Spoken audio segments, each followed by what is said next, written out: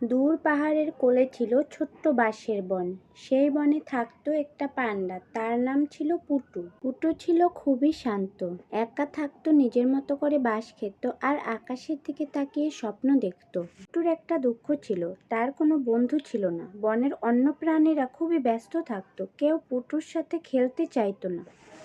একদিন দুপুরে পুটু একটা চিৎকার শুনতে পেল। সে গিয়ে দেখলো একটা ছোট্ট খরগোশ গর্তে আটকে গেছে।